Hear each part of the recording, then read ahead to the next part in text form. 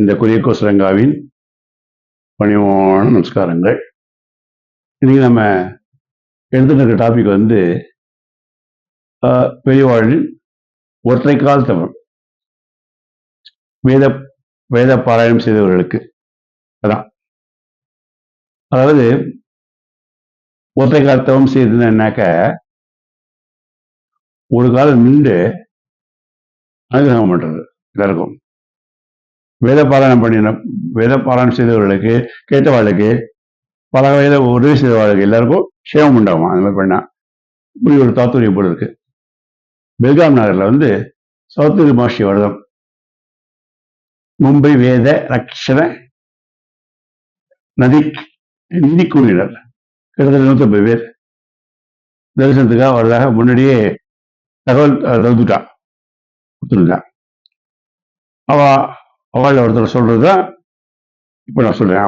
அவள் ஒருத்தர் சொல்றது சாத்துர் பாஷ்ய விரதத்தை நடத்தி நான் வந்து உள்ளூர் பிரபுகளை வந்து எல்லாரையும் பிரிவாக கூப்பிட்டான். என்ன எனக்காக உழைக்கிற பக்தர்கள் எல்லாம் மும்பையில வர அவள் நல்ல முறையில வரவேற்கணும் அப்படின்னு சொன்னார். பெரிய ஒருத்தர் சொன்ன போதா ரயில்வே ஸ்டேஷன்லேருந்து எங்களை மாலை மரியாதை அது தோரணங்கள் கொலாக்கலம் எல்லாம் மக்களும் எங்களுக்கெல்லாம் வந்து ரொம்ப தகப்பாடுது. நாங்களாம் என்ன பெரிய முக்கிய பிரபுகளா, கோடீஸ்வரா, பல அலுவலகத்தில் பல ஆபீஸ்ல வேலை செஞ்சுட்டு இருக்கிற சாதாரண மக்கள் நாங்க. எங்களுக்கு இவ்வளவு இந்த நிலவர இருப்பு. எங்களை ஒருத்தர் வந்து உள்ளூர் பிரபுகிட்ட வந்து லோக்கல் ஆல்ரெடி கேட்டுவிட்டார். அதுக்கு அவர் சொன்னது ஸ்ரீ சரணாவே சரணத்தை வந்து பாடப்பட்டிருக்காரு. எங்களுக்கு வேத லட்சணத்துக்காக படாத பாடுபட்டு வீதி அரட்டி தேசம் கண்டு மும்பையிலிருந்து பக்தர்கள்லாம் வரா. வேத மாதாவே ரட்சிக்க உழைக்கிற மகா புனிதங்களை வரலாம். அவளுக்கெல்லாம் வந்து தக்கபடி மரியாதையோடு வரவேற்கணும். ஆமா, நாங்களாம் ஏதோ முடிஞ்ச அளவுக்கு தான் கொஞ்சமாக தான் செஞ்சுட்டு இருக்கோம். இந்த கொலை வந்து இது செஞ்சது லோக்கல் அதெல்லாம் கிடையாது. அது வந்து வேதத்துக்காக புத்தகம் கொடுக்கும் மாபெரும் பணியை வந்து அந்த மாதிரி செஞ்சுட்டு இருக்கோம் இல்லையா, அதுக்காக தான். எங்களுக்கெல்லாம் இல்லை. இதுதான் காரணம் வந்து பெரியவாளுடைய இணைதாத தந்தை வாசல்ய பத்திரம் இல்லை. அதுக்கு மேல அதுக்கு மேல மேல மேல சிவாங்க சொல்லுவாங்க. அந்த மாதிரி அதுக்கெல்லாம் மேல இருக்கக்கூடிய மகத்தான ஒரு இயல்பு பெரியவாம்சம் பெரியவாழ்கிட்ட. முகாம் இருந்த இடத்துக்கு நான் வந்து சேர்ந்துட்டோம். நீராடெல்லாம் முடிச்சுட்டு பெரியவா வந்து தரிசனம் கொடுக்குறோம் மண்டபத்துக்கு. உட்காந்துருந்தோம், மண்டபத்தை உட்காந்துருந்தோம். பெரியவா பாராயணம் கைத்திரிய உபனிஷத்து பாராயணம் சொல்ல ஆரம்பிச்சோம். ஸ்ரீ சுவாமிகள் வந்து மடத்துக்குள்ள நேரம் வராம மண்டபத்தை சுத்தி இருந்துட்டு இருக்காரு. சுத்தி வர ஆரம்பிச்சா எங்களுக்கு ரொம்ப ஏமாற்றமா போயிடுது, டிசப்பாயின்மெண்ட். எங்களை கட்டுதான் வந்து பாராயணத்துக்கு கேட்காம வந்து பெரிய சுத்தி போயிட்டு இருக்காளே, எங்க போறா, நாங்க என்ன ஏமாந்த சொன்னீங்களா, அவரை விட்டுருவோமா? மண்டபத்தை எரிந்து பெரிய சுத்திட்டு இருக்கிற பாதைகள் இருந்து வராண்டால போய் அப்படி நின்று பரிசு பாராயணம் திருப்பி கண்டினியூ பண்ணினோம்.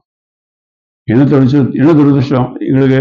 பெரியவங்களை பார்த்ததும் வராண்டாவது இறங்கி எங்களை அவாய்ட் பண்றது போல கீழே இறங்கி மண்டபத்தை சுத்தி நடக்க ஆரம்பிச்சது. திருப்பியும் என்ன செய்யறது, மறுபடியும் மண்டபத்துக்கே வந்து பாராயணத்தை தொடர்ந்து நடத்தினோம். ஆச்சரியம். பெரியவா அந்த மண்டபத்துக்கு வர வந்துட்டு வழக்கமா தரிசனம் வந்துட்டு கொடுக்கறது வந்துட்டு சொல்ல சாஞ்சுட்டே ஒரு ஒத்த காலம் நின்றபடி மும்பை கோவிலோட தலைவர் கோகுலம் அவளை கூப்பிட்டு நான் பேசிட்டு இருந்தார். திரும்ப ஒத்த திருவிழா ஆயிடுச்சு. 1.5 மணி நேரம் ஒத்த கால நின்னபடியே எங்களுக்கெல்லாம் அனுகிரகம் பண்ணார். ரொம்ப சந்தோஷமா இருந்தது, மகிழ்ச்சியா இருந்தது. ஆனால் உபனிஷத்து பாராயணம் செஞ்ச மண்டபத்துக்குள்ளேயே நேரில் வரல, நாங்கள் என்ன தப்பு செஞ்சோம் அப்படின்னு ஆதகம் மாத்திரம் எங்கள்கிட்ட குறையவே இல்லை. ஆதகம் அப்புறம் தான் தெரிஞ்சது, வேத பாராயணம் செய்பவர்களையும் நடக்கும் இடத்தையும் பிரதர்ஷனை செய்யணுமா. அதனாலதான் அந்த மண்டபத்துக்கு வராம சுத்தி வர வந்திருக்கா பெரியவா.